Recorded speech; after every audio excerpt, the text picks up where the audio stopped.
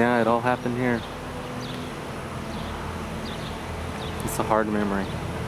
All the good times that she had here are all covered up by tragedy. Ma'am? They just stabbed me in my cabin. What? They just stabbed me in my cabin. Who did? Hang on.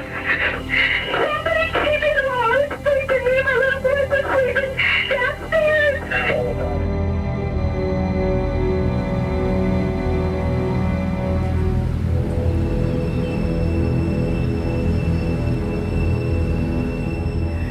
At that particular time, my boys had been murdered.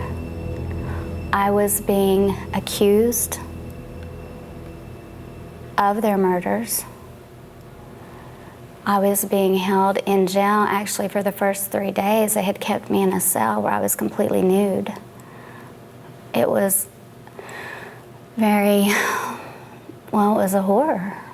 I knew that Devon was dead from the minute I got downstairs. I don't think Devon lived a couple minutes. I mean, I was down the steps too fast. So he pretty much died instantly. Damon, died a little bit later.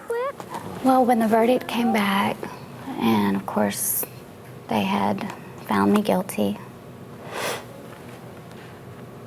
I just was in disbelief, overwhelming feeling of disbelief. I could not believe that they had found me guilty.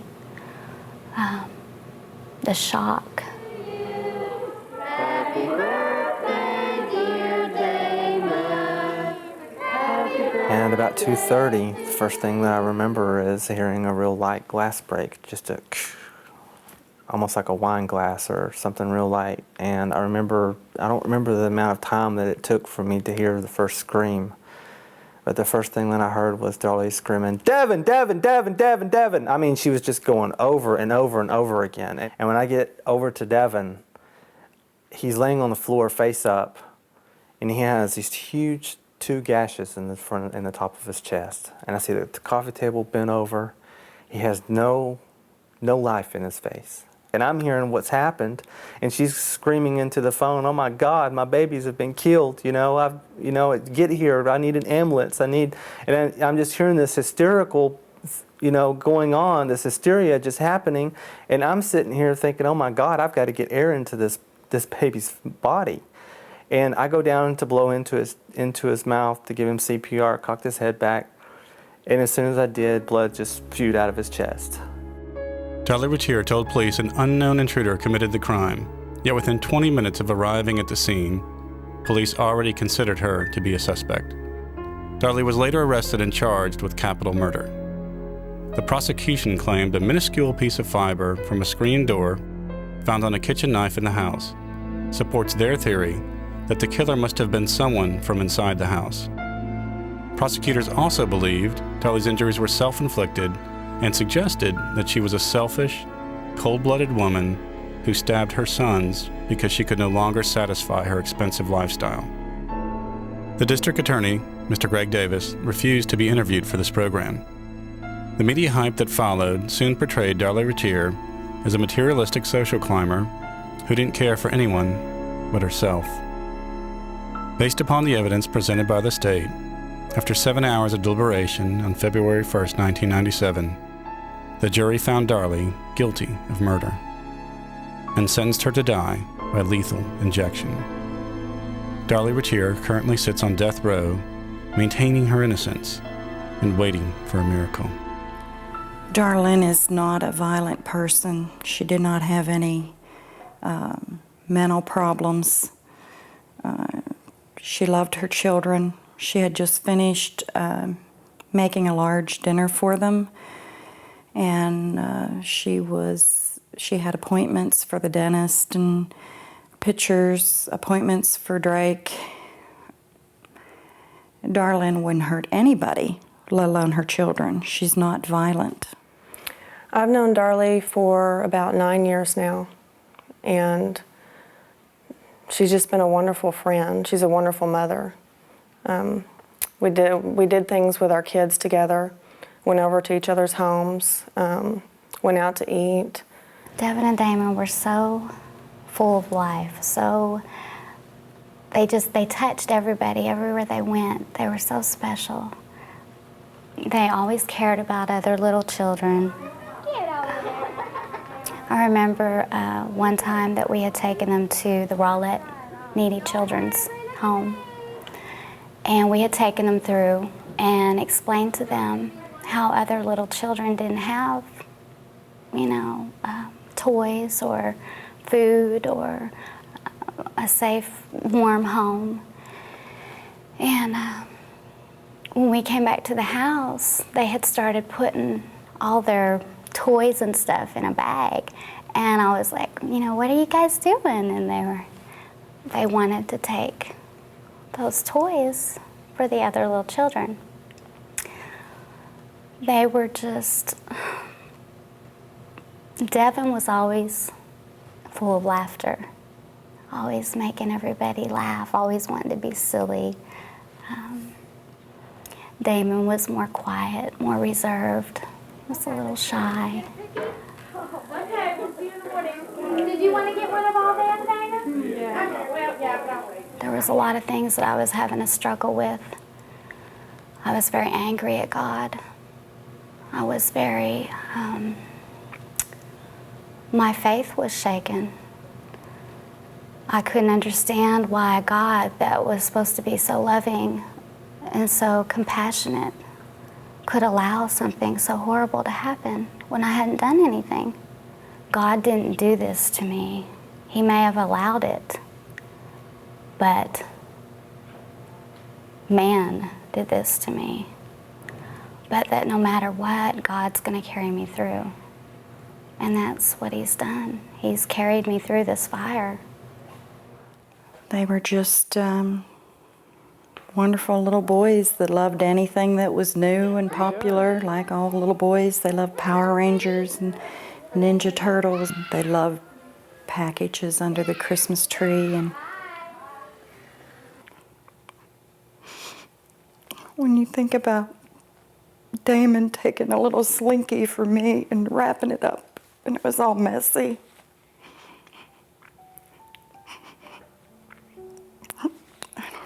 I'd just give anything to have that kind of Christmas again.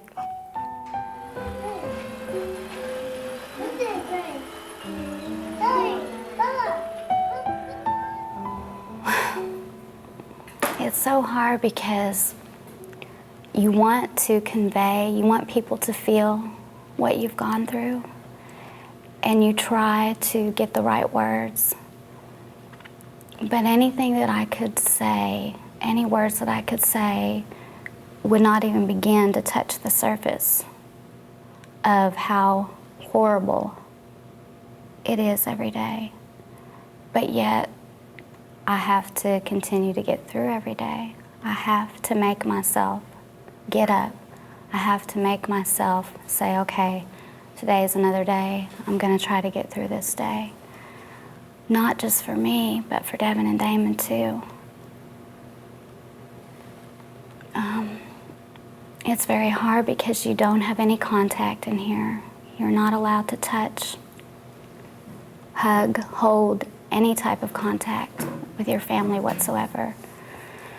It's been almost 4 years since I've held my little boy. Baby Jay can go get you. What I pray for is complete exoneration, that hopefully the truth will come out, that my innocence will be shown, that people will know that I didn't murder Devon and Damon, that I didn't attack myself. Of course, the ultimate prayer would be is to have Devon and Damon back, but I know that that's not going to happen. So somehow I have to make them give us justice because we haven't gotten that.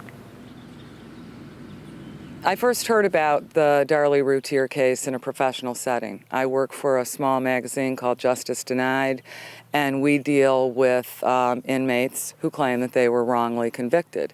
We dig a little bit deeper into it, we profile their stories, and that's where I first learned about it. When I first read about the case, it was troubling to me. And as it progressed, as I got more and more involved in the information and the evidence, it is unbelievable to me the magnitude of what has happened to this woman. And the wrongful conviction is just off the charts from everything that I have seen in my line of work. The motives that the prosecution suggested to the jury was that my client viewed her children as being in the way of her desired lifestyle, and thus she decided to get rid of them so that she could live unburdened by children. Of course, that theory overlooks the fact that she's the kids' school room mother. Her house was the house in the neighborhood that most neighborhoods have, where all the kids gathered because they felt comfortable and welcome, and there was a mother around to, feed them milk and cookies and let them play. There was also a 10-month-old baby, and in my experience, 10-month-olds take a lot more time, trouble, and effort than a 5- and a 6-year-old who was unharmed. And so the state's theory that she wanted to get rid of her children because they were in her way has many holes in it. Oh no, Damon. The intruder theory is not just a theory, it's the only scenario that makes sense under the evidence.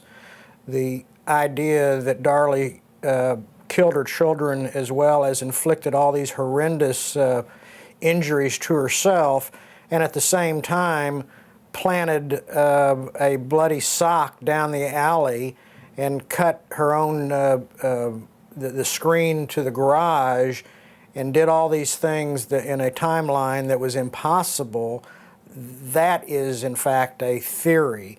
The intruder coming in and causing all these injuries and deaths and destruction is what the facts support. I do not believe that the physical evidence found at the crime scene supports the conclusions of the state or the jury. I think that many of the witnesses called by the state misinterpreted the crime scene evidence, interpreted it in their own way, rather than let the jury draw the facts from the evidence. Several such issues as they didn't collect bloody towels. Darlie's statement originally says, I took bloody towels from the sink to help the boys. Those towels were never collected, so we do not know whether or not there was DNA on those towels to corroborate Darlie's story. Had those towels been collected by the police department, had they been analyzed for DNA, we might find that the issue that she cut her throat at the sink and then tried to clean up the mess to disguise it is a false conclusion by the investigators. It was the state's theory that my client stabbed the boys first, then staged the crime scene, including cutting herself, and all during that time period also took this bloody sock down the alley. When that is looked at objectively, that scenario, it was impossible for my client to have done all those things in the time that was before the paramedics arrived. The order of assault, which boy was assaulted first, whether or not Darlie was assaulted last. I believe Darlie was assaulted last from a variety of different evidence. There's DNA evidence to indicate that on one of the stains, on Darlie's deal, both boys' blood is on that stain. That would mean it had to come from a source of a knife, which meant that the boys were stabbed prior to that. The DA's explanation and their crime scene man's explanation is that 2 spots of blood flew through the air and coterminously hit on exactly the same place on a t-shirt 1 millimeter wide. And therefore we have combined DNA of both boys. And that's to me is an absurd conclusion. I believe with all my heart that Darlie Routier is innocent. There's not a doubt in my mind.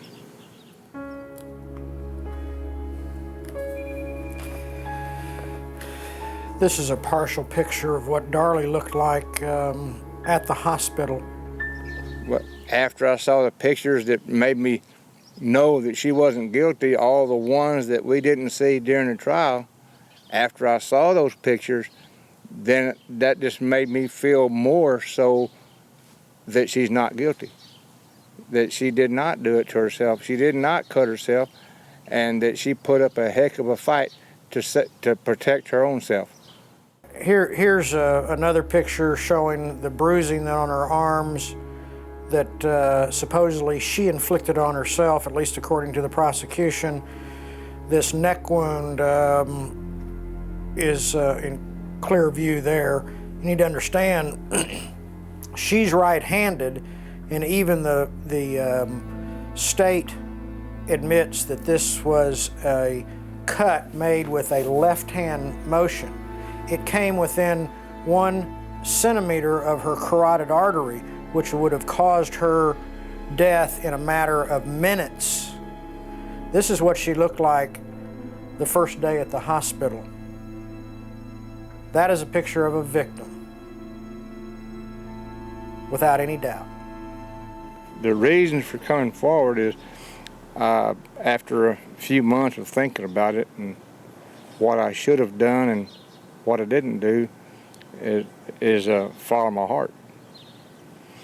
And back when I was growing up, well, my parents always told me if I did something that's not right, well, make it right. I don't think things will ever be the same the way that they were. First of all, Devon and Damon are gone. Devon and Damon were my life. My boys were my life. They were my source of joy and happiness. They are gone forever. How am I supposed to ever remain the same? How am I supposed to continue on when I see their friends growing up, getting bigger, celebrating birthday parties? Absolutely not. They've taken away my naiveness. They have taken away my security. They've taken away so much. They've stripped me. Now, can I make something positive out of that? Yes, I'm gonna try. I'm gonna try to make the most out of it that I can, because that's what Devon and Damon would want me to do. Mr. Davis, who prosecuted the case, in my opinion, from other cases, similar type cases that I've seen, was overzealous and out of control and went beyond his duty as a representative of the state. This became a personal issue. It almost became a vendetta. Most prosecutors have the common courtesy in a death penalty situation. When they get their conviction and they get their death sentence and the media is surrounding them, asking them how they feel at that moment, a good prosecutor always says something like, this is a sad day for everyone. There are no winners in this case. Mr. Davis has chosen another avenue, and that is his response to it will be that Darlie Routier richly deserves to die for this crime. Personally, I have a problem with that. I've learned about a system that I once believed in, that I once thought was about truth, was about justice. And I found that the system is not what I thought it was. That just because somebody wears a badge, or just because they're wearing a uniform, doesn't mean that that person is not acceptable to make mistakes. It doesn't mean that they're not infallible. For me, that's what I believed before this happened. I believed that when you walked into a courtroom, if you were innocent, you would be found innocent. If you're guilty, you'll be found guilty. It's not the truth all the time. It's not the way it works. What frightens me the most is that they'll kill Darlie knowing their mistakes, that they would rather see Darlie die than admit that they're wrong. I'm seeing Texas execute people so fast that it's scary. When I was convicted, I still believed in the death penalty very strongly. Of course, I was dealing with a lot of emotions, and I had never really given, the death penalty much thought. I had never given prison much thought, or the court system. I didn't think people in prison could change. I had never really known anybody in prison, so I didn't know anything any differently.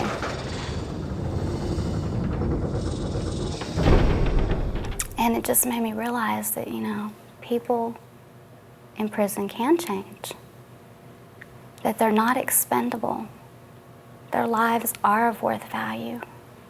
If I had 5 minutes with the person or persons who did this to myself and my boys, the first thing that I would want to know is why. I don't understand. How could somebody do something like this? What purpose? I've had a lot of people ask me, as a mother, wouldn't you want this person executed? Wouldn't, you have to feel that way. And as a mother, yes, of course, there's a part of me that feels that way. But as a woman that has been through this, that has learned about forgiveness, that has learned about how the system works, that there are innocent lives in here.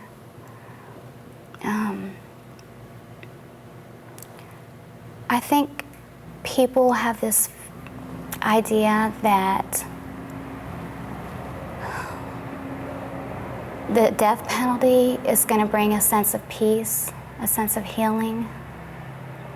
And what I've learned as a victim is that peace, that healing, it all has to come from inside you. I mean, personally, I couldn't sit and watch another human being gasp his last breath, electrocuted, whatever the method is, and walk out of there and feel a sense of goodness about that, of peace about that. To me, it would just be another, they can't give me Devon and Damon back. Yeah, looks like we made it. Look how far we've come, my baby.